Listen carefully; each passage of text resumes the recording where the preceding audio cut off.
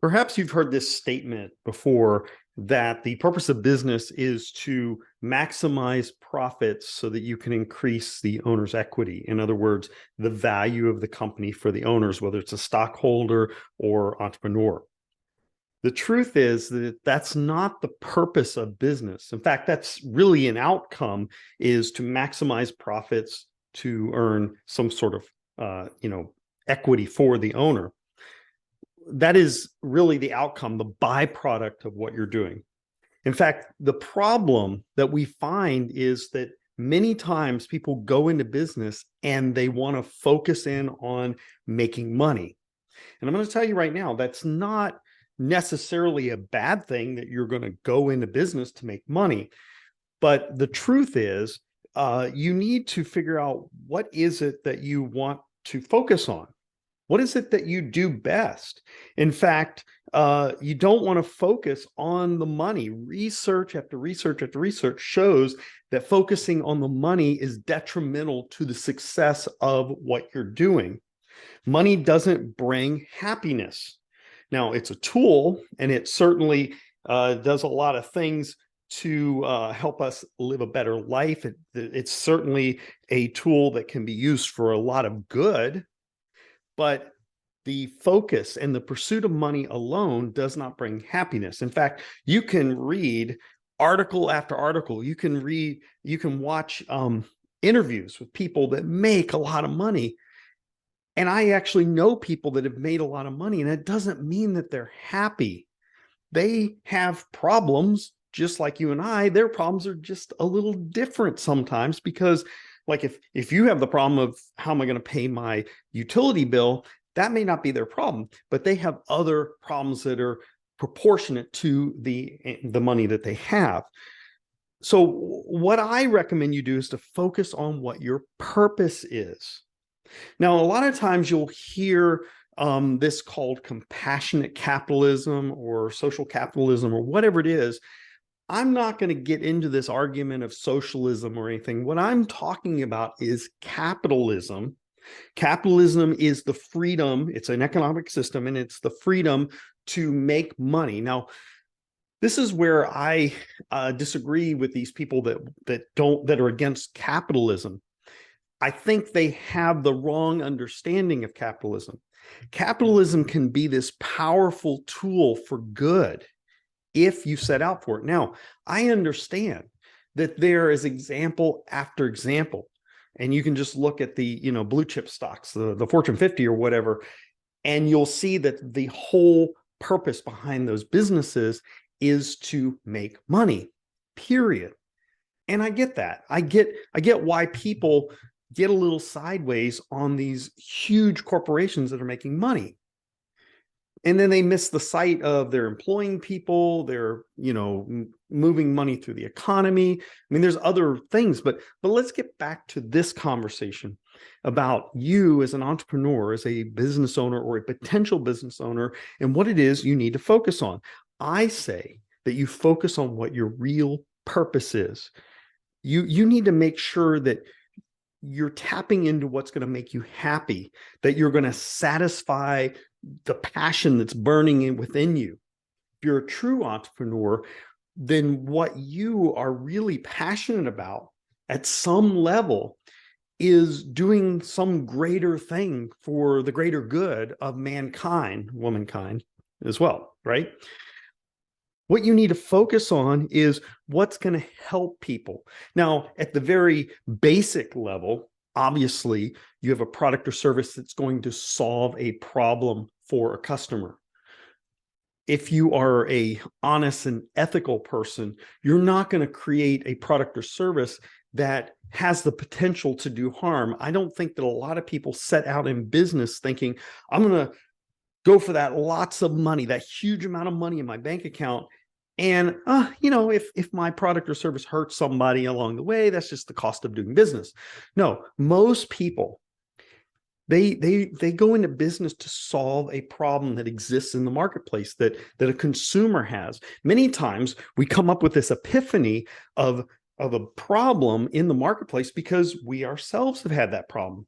And that's how we come up with the solution. We're like, oh my gosh, this is a problem. I can't be the only one that has it. And so you come up with an idea and you look around and you say, okay, who else is doing something like this? You try to find a way to do it better, fill in the gaps. Okay, you get all this basic stuff, right? But you need to figure out what it is that's going to help people, not just solving the problem of the consumer, but beyond the consumer, beyond the company itself. In other words, how are you going to help society? How are you going to help your fellow neighbor, your man, woman, child that's in your region, within your country, within the world? How are you going to help people? Because this is where compassionate capitalism comes in. And I think that if we really found a way to help people and it met like the needs of not just the consumer, but it also met some sort of intangible feeling that the consumer has about buying your product or service, knowing that a percentage is going to go to build wells in Africa, water drinking wells or whatever. It's all about what is your real mission? What is the purpose that you have as a business? Not just to make money. Everybody wants to make money. And listen, again, money is not a bad thing. Owning a house, owning a car, owning things is not a bad, it's not bad, okay? It's the greed, it's the pursuit of it. Now, I watched a video today on social media somewhere, and it was this guy that is a billionaire. He has like $22 billion, and I'm not going to get into how he made all that money, but he's like 29 years old at the time of the recording of the video I watched. And he gives money away. And he doesn't just throw it away. I mean, he gives money to causes that resonate with him and his employees and just the consumer in general. And there's nothing wrong with someone saying the whole purpose of me making money is so I can help other people. In fact, that was his whole sole goal in going into business, finding a way to become a millionaire. He became a millionaire, and then he found this way to make more and more money. And he's on track to give away in the next 10 years, I think it was, $500 million. He's got this system that he's working on. So what is your focus? What is your passion? What is it that you want to do to help people? Again, not just the consumer, but that's important. How are you meeting the needs of that customer? Okay, let's see. Focus on what you're doing, okay? And why you're doing it. What are you doing? Are you focused on the whole purpose of making money so you can, fill your bank account and fly around the world? Listen, I'm going to tell you right now, when you focus on solving problems, the money will come, okay? When you focus on meeting needs beyond the customer. Now, meeting the needs of the customer is certainly important, or you don't have a product or service. But what is it you're doing? What is it you're doing, and why are you doing it? What is your ultimate purpose? To give it all away? This guy has like $22 billion, and he's on track to be one of the first trillionaires in the country, okay? And you're like, well, how does he go from 22 billion to a trillionaire? I don't know. He's got it planned out, but he's on track to become a trillionaire within the next 10 years. And he can't give his money away fast enough, okay? So this is a problem you want to have. Focus on what it is you're doing and why you're doing it. What is your why? Why are you wanting to be in business? Ultimately, yes. I mean, you're saying, I want to go into business to solve a problem in the marketplace. But what is the real foundational why of why you're doing it? Obviously, you need to focus on creating a better product or service. But beyond that, you want to also figure out how you're going to create a better community, a better nation, a better world. And someday we might be saying a better universe, because we're talking about going to other planets. What are you doing to create a better life, a better future? That's where you focus. Again, money is a tool, but it's not going to bring you happiness. It can do a lot of good.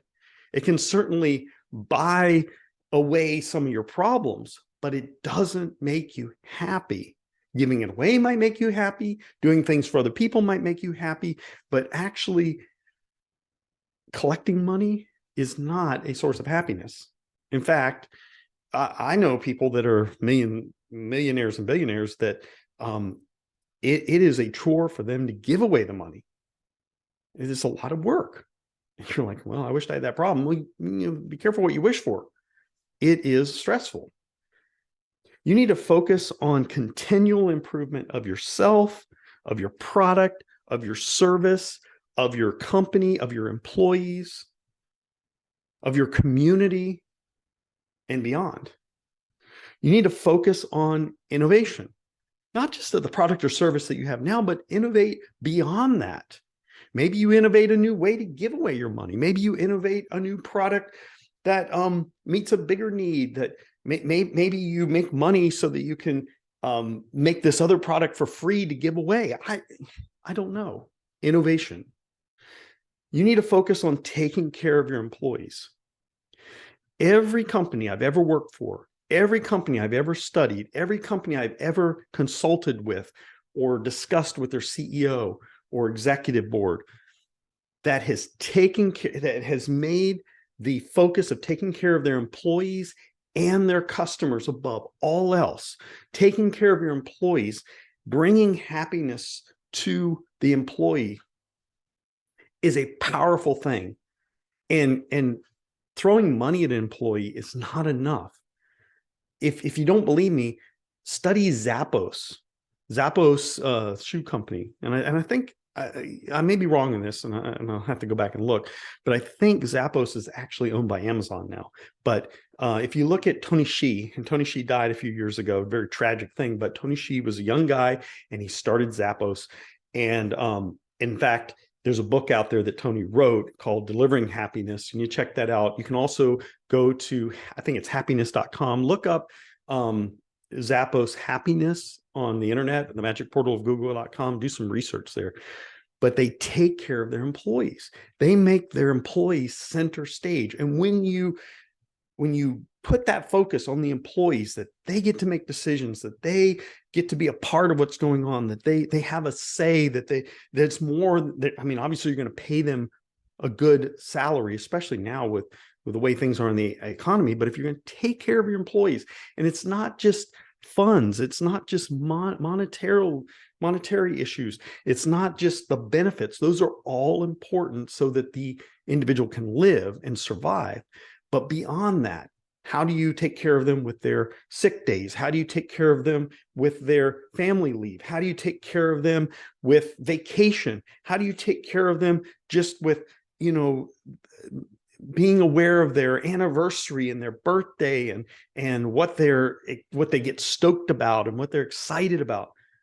Anybody that knows me knows I love hiking. I haven't done enough of it lately. I need to. Maybe I'll do it this week. But anybody I've ever worked for that knew that my thing was hiking, they would talk to me about great places to go hiking, or give me advice, or ask me advice for places that, I've had people email me, say, hey, I know you lived in this area. What's a good place to go hike? And I can go, oh, boom, boom, boom, boom. I get excited about that. And that brings happiness and passion to me.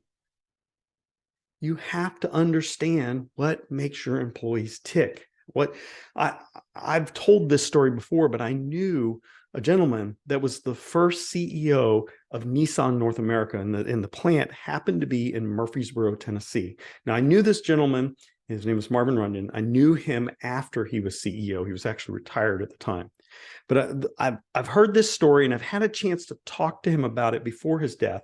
And it was fascinating to me about how he took care of his employees. He cared about them. He actually put on, now back then, the executives all wore suits and ties and, fancy cars and all of that. They were making really good money running a huge manufacturing plant.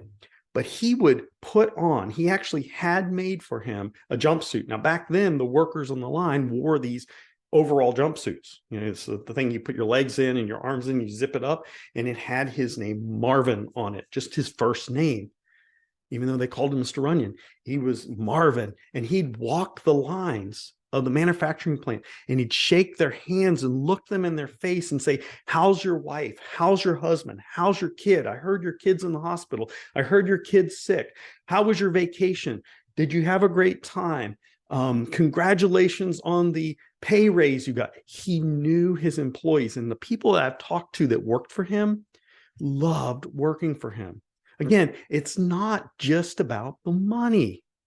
It's about how they're made to feel. Are they a part of something bigger than themselves?